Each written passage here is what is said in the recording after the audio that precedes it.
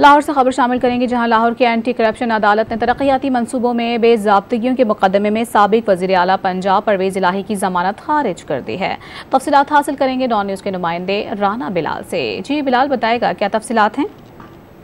जी देखिए, लाहौर की anti corruption की खुसूसी अदालत ने साबिक वज़ीर आला पंजाब परवेज़ इलाही की तरक्याती मंसूबों में बेज़ाब्तियों के मुकदमे में अबूरी जमानत खारिज कर दी है।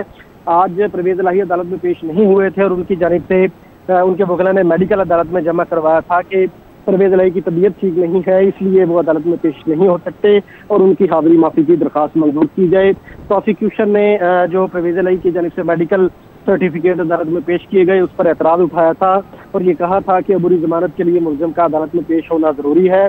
ताहम एंटी करप्शन कोर्ट के जज अली रजा ने जो परवेज़ इलाही की हाजिरी माफी की दरख्वास्त है उसे खारिज कर दिया और साथ ही साथ परवेज़ इलाही की जो दरख्वास्त जमानत थी करप्शन के मुकदमे में, उसमें भी परवेज़ इलाही की जमानत अदम पेशी पर खारिज कर दी है। तो इस हवाले से एंटी करप्शन की खुसूसी अदालत ने परवेज़ इलाही की दरख्वास्त जमानत पर फैसला सुना दिया है।